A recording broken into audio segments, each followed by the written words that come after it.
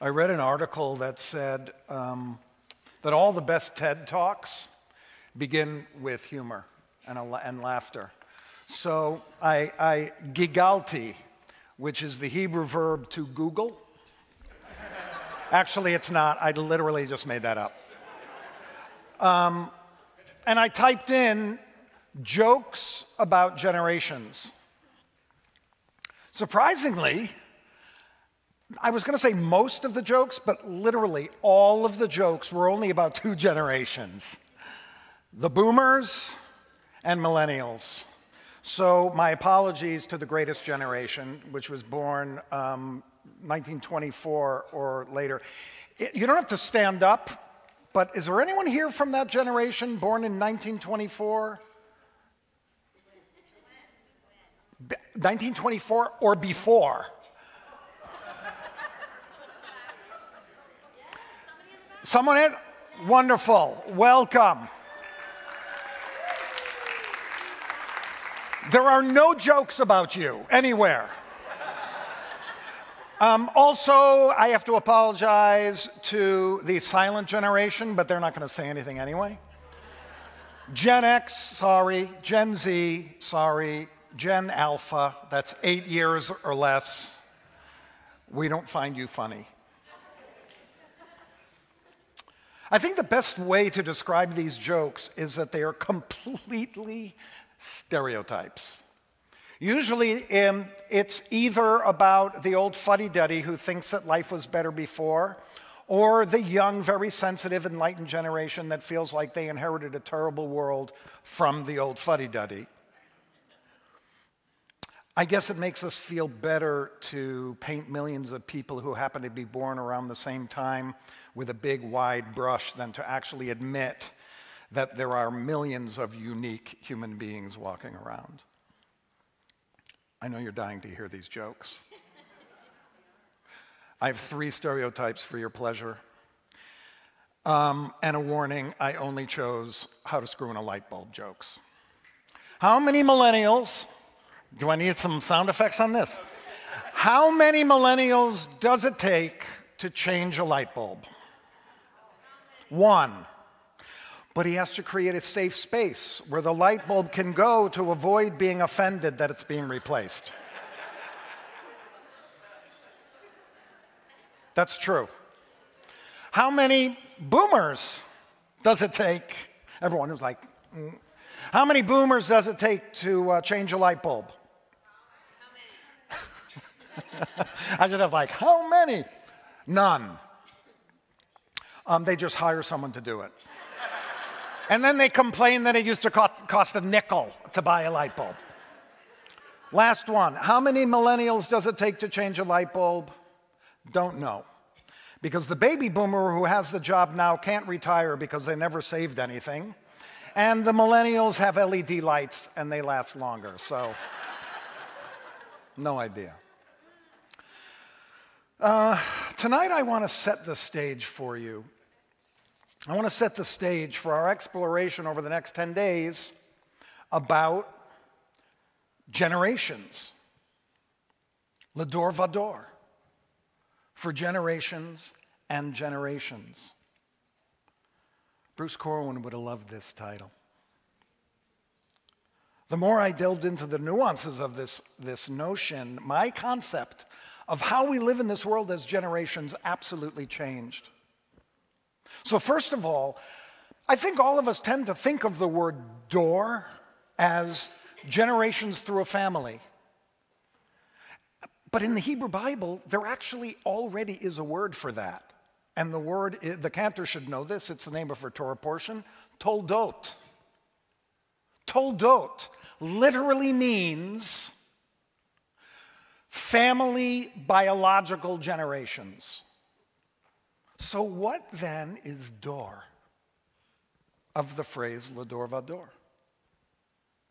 The word dor occurs 167 times in the Hebrew Bible, and it is used as Le Dor Vador once. It's in Lamentations 5:19, which reads, "You, God, will sit on your throne, Le Dor Vador." which kind of has a connotation of forever. We chose the phrase Lador Vador from the liturgy in the morning service, which is part of the Kedusha, or the holiness section of the Amidah. There, too, it can connote eternity. The line is Lador Vador Nagid Godlecha. Lador Vador, we will speak your greatness. Next line is Ulenetzach Netzachim Kedushatcha Nagdish, which means for in eternity we will sanctify your holiness. Now, in most Hebrew poetry, when you have two lines like that or next to each other, they're actually parallel lines. So it's algebra. Speak greatness equals sanctify holiness. And for eternity equals Lador Vador. So we begin our search for finding meaning about what this phrase is, thinking first that it has to do with something that has no end, something that's eternal. At the Ancient Hebrew Research Center, some of my light reading over the summer, Jeff A. Benner explains that the ancient pictographic script of the root word dar, which is where we get the word door, has first pictures a tent door. A tent door has the meaning of, as he put it, of in and out, back and forth movement. The second letter in the pictograph is the face of a human being, the head of a human being. He explains it as, quote, the movement of humanity, or, quote, a generation is the movement through the circle of one person, while the next generation is the movement of a person in the following circle. Our ancient ancestors understood that generations were a continuous series of circles. And I'm also going to talk about it with the word cycles. And each generation begins a new circle. He continued to explain that the Hebrews, the ancient Hebrews, and indeed the entire Eastern world at the time, thought of life this way. Thought of life as a circle, as opposed to our world that we live in, which we can describe as a Greco-Roman understanding, which is that time has a beginning and an end. That Greek influence is found in Ecclesiastes at the beginning of his book, when he says, one generation goes, another generation comes, but the world remains forever. That does seem the way we think about generations, doesn't it? Like when I would say that, that would be what you would think about. One is here today, gone tomorrow, next generation comes in, they hang around for a while, then they're gone, then the next generation comes in, and it's like in a line. But later, the rabbis understood that there's a phrase, there's no beginning or end in Torah. And they don't just mean the Torah. They mean all of the literature that is in the people Israel. There's no beginning, there's no end, there's no first and last. Everything can go with everything. Any line can be put next to another line. Any thought can be combined with another thought. So that everything's happening at the same time. And I believe that we could say the same of generations. They're all happening at the same time. I've come to imagine the idea of generations as a circle or a cycle, a round cycle of time that's in constant motion. Some of the times when I think of it, I picture it as water, because water is so fluid and things can go in and out of it so easily. And we all exist on this circle of time, and we're moving through the cycles, and that movement keeps the world moving forward. By the way, the word dur is found in another common word in Hebrew, kadur. Kadur means ball. But it could also mean as a door, as a circle. Anyway, the fact is, this room is a perfect example of what I'm talking about. This room is literally filled with many different generations, and we're all experiencing this same moment as we move through our circle, and we all find ourselves at this moment in time, and yet this moment exists in a different place in each one of our cycles. Imagine it this way. Right now, this moment, Rosh Hashanah Eve, there was a moment in your life that was the very first Rosh Hashanah Eve for you. And for someone else, this night is their first Rosh Hashanah Eve. Each of you experienced this moment in your lives as part of this circle of life that you live, and each moment occurs again, only experienced anew by the next person. The moment is in a way like generated over and over as part of a regenerative cycle that happens over and over and over again. Each of us, well, of course not every person, but most of us experience our first steps, our first words, our first days of school, and so on. But you know what? Your great-grandmother, she also experienced her first steps, her first words, her first day of school. Each of us rides that circle of generations like a wave, and each generation and moment propels us to the next, and it's all happening at the same time to every one of us in this never-ending cycle of circles that come back upon themselves throughout a lifetime of experiences.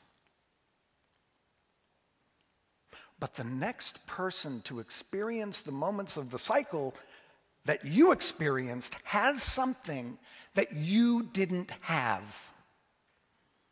You. All the others in your generation who learned and experienced their moment in that circle. And your generation, whoever you are, it was built upon the generation before. So the reference point of each generation in the cycle is not the same as those who appeared before. And that is where I feel we disconnect from each other. How can we expect anyone outside of our generational experience to act or to think like we do? Or to adhere to the social norms of our own contemporaries? Let's do a little experiment. I want you to think of a parent of yours. If you want, grandparent, so we can widen the circle. Think of someone. I want you to actually picture someone in your mind that is not in your generation. Picture your mom, dad, grandmother, grandfather. If you want to go further back than that, you can. I want you to ask yourself two questions. One, what year were they born? If you know that. I mean, my father-in-law, if I asked him what year he's born, he says, somewhere around the flood, okay? If you remember what year they were born, or the area, the time period, and then where did they live up to the point that they were 18 years old? I'm literally going to give you a second to think about this. Where were they? What year were they born? Where did they live until their 18th birthday?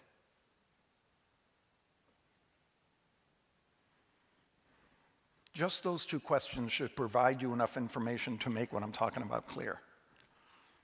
I'll explain through mine, right? My mother was born in Germany in the 30s. She escaped the Nazis in 38, ended up in Massachusetts, lived there till the 50s. Silent generation, by the way. I was born in a suburb outside of Hartford, Connecticut. Was raised in the 60s and the 70s in New England. Went to school in Boston, moved around a bit, settled in Los Angeles in the 90s. Lived here ever since. I was born at the end of the baby boomer generation. One of my daughters was raised and born in Los Angeles in the 20s and the teens, born just before 9/11, goes to college in Michigan, and will probably end up on the East Coast 3,000 miles away. Gen Z, by the way. How could I possibly imagine that a woman born in Germany in the early part of the 20th century and escaped the Holocaust would think, just like a man who was born in New England in the 60s, or that either of us would be like a woman who was raised in Los Angeles at the beginning of the 21st century? And yet, we do all exist on the circle of generations. And each of us experience things that either the other has experienced or may experience in their way, based upon who'd come before them. There are also moments like all of us experienced in these last 3 years, novel moments in the world where we all go through the same event. But then again, when you think about it, we all feel it and experience it from a different place on that circle of generations. The importance of seeing generations as a cycle or as a circle is important because I believe that it allows for the interactions that can happen between generations of all ages. It's not a line where one generation is like way over here and they don't ever come into contact with people in the generation way over here. It sounds obvious, but we don't go through life with only those that are in our generation. We are constantly influenced by those that are either older than us or younger than us. We spend our lives in these cross-generational relationships, and we learn from them, we lean on them, they learn from us, they lean on us. And we do have these relationships that have impact on us in our lives, but so much of the time, we don't think about it. We don't notice it. And we talk about the generations the same way that we stereotype other large swaths of people. So as we come back into the world to have more interactions, our interpersonal relationships are going to be even more important.